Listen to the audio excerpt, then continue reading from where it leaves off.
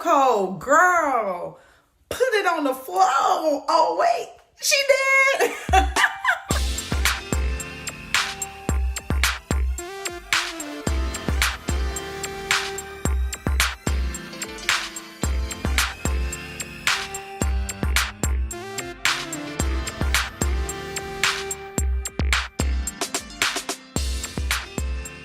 What's up, everyone? I'm LaPortia, and welcome to Up and Out. Y'all, Coco Gauff won her first Grand Slam. Girl, I am so proud of you. She is the first African-American teen to win the title since Serena Williams back in 1999. She is the sixth black woman to win this title. Well, we had some boots on the ground to speak with her about this amazing win. Check it out. Coco, congratulations to you on your first Grand Slam right here at home at the U.S. Open. Walk us through what was going through your mind after that first set. I told myself to just leave it all out on the court. I mean, I knew that it was going to be a tough match going in, and I was like, it's now or never. It's your time, and that's what I told myself. Walk us through how you were feeling, what you remember about the final point, championship point.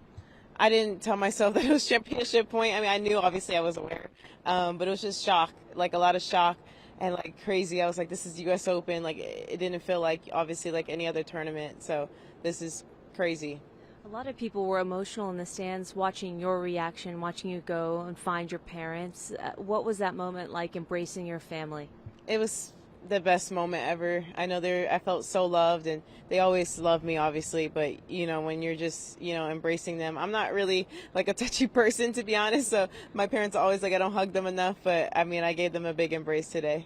You mentioned the pressure of expectations in your post-match press conference and said that a lot of people were crowning you before you're even a fully developed player, and you weathered the storm of a lot of criticism, and you mentioned that after this win. How has that affected you? Yeah, it's affected me a lot, and I think, you know, I learned how to just stay within myself, but also embrace it. Before I tried to ignore it, but now I'm really embracing it, and I still feel like I have long ways to develop as a player. I mean, today was nowhere near my best, but it was just enough that I needed to win in that moment. Now that you have your first slam, hopefully the first of many, will you continue to use that as motivation, or do you take a tremendous amount of confidence from this win? How do you process that emotion moving forward? 100%. I mean, I felt like, you know, getting through that final was like a hurdle that I needed to cross, a mental blockage that I needed to cross, and I did, and hopefully I can continue to do that many more times. As we wrap up with you, we were really touched, like a lot of people, with what you posted to your Instagram right after your 19th birthday, the throwback to you of a little girl here during Fan Week.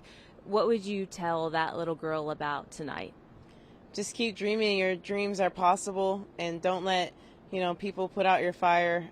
You had a lot of hope and dreams then, and it still is within you now. Diet Cokes and pizza tonight? Yeah, I'm so hungry. We'll let you get to it. Congratulations. Thank you.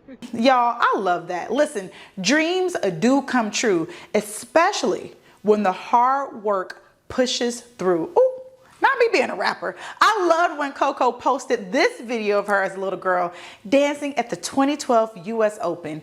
Man, I think this is such a great reminder for all of us to remember never to give up, keep going. The people who lose are the people who bow out of the race, all right? Congrats again, Coco girl.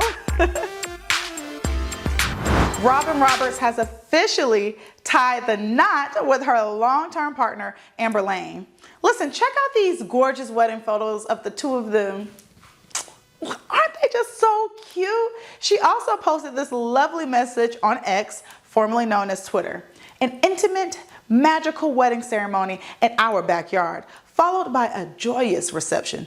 Oh, the dancing. We are immensely grateful to all for making it a day and night to remember. Honeymoon, here we come. Listen, big congrats. Love wins again. All right, on to some heartbreaking and serious news.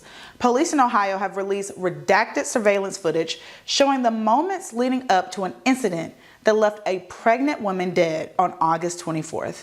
The surveillance footage shows 21-year-old Takia Young appearing to place several bottles of liquor into her handbag at a grocery store in Blendon Township. Well, a grocery store employee called police and reported that she had stolen several bottles of alcohol and was still in the parking lot.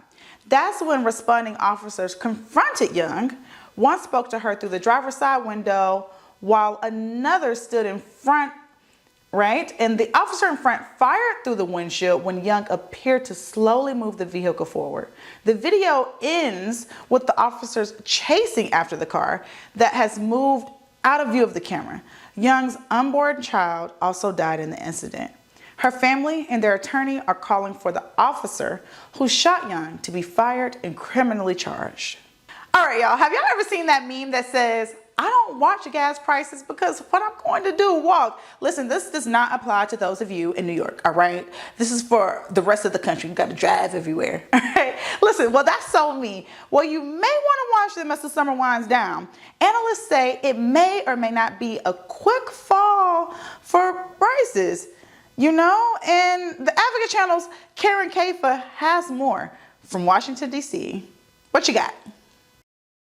Oil prices today hit a more than 9-month high, and gas prices are a few cents higher than this time a year ago, slow to take down, and a number of variables could keep those prices a little bit higher a little bit longer. With summer road trips in the rearview mirror, this is typically the time of year when gas prices start to retreat. Fall is generally a time of year where most motorists will see falling gasoline prices. A lot of that has to do with the fact that now with summer over, demand for gasoline declines, and that should lead to price improvement. Fall also brings winter gasoline to the pumps, a blend that makes it easier to start cars in cold temperatures that's also cheaper to produce and can send prices 10 to 30 cents lower per gallon. But this September, Patrick DeHaan of Gas Buddy says there are things to watch here at home. Our hurricane season that is in its prime, certainly a very active one, so we'll have to keep an eye out for any threats. Keeping in mind that much of the nation's refining capacity is in the Texas and Louisiana area of the Gulf.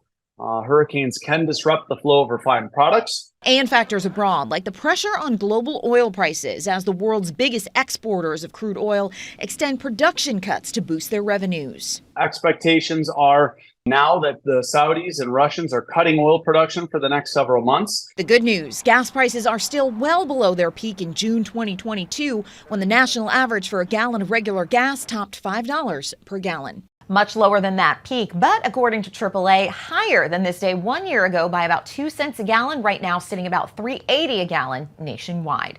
In Washington, I'm Karen Kaifa. All right, y'all know I told y'all I love the ocean, even though I don't play around in it. Well, a team of ocean explorers found a sunken golden treasure. But wait, it's not what you think.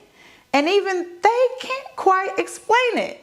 Check out the Advocate Channel's Jeremy Roth, and trust me, you have got to take a look at this. Deep-sea explorers were at a loss for words after discovering a mysterious golden orb on the ocean floor. Is this some sort of encrusting sponge?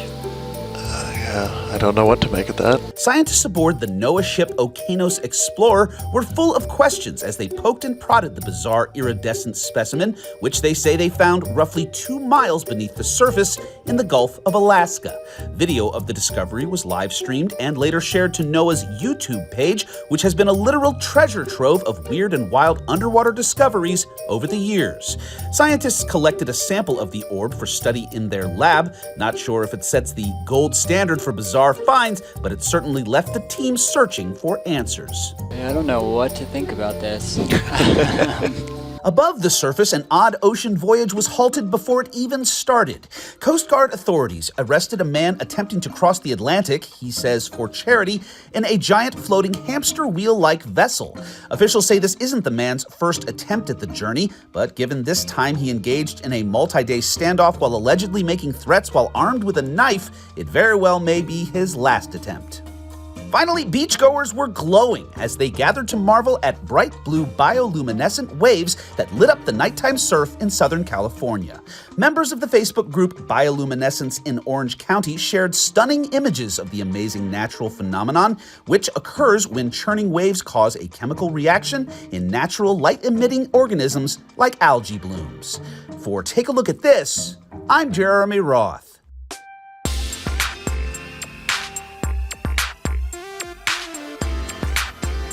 listen, that was pretty cool. All right, it's the beginning of a new week. We're gonna push through. You know what I'm gonna say? We're gonna be on our Coco. We're gonna be on our Coco. Whatever that dream is that we were thinking about, we're gonna keep chasing it. We're gonna do something this week that will bring out that little girl in us. All right, you promise? I promise I'm gonna do it. Shoot, I'm doing it right now. See you tomorrow, girls.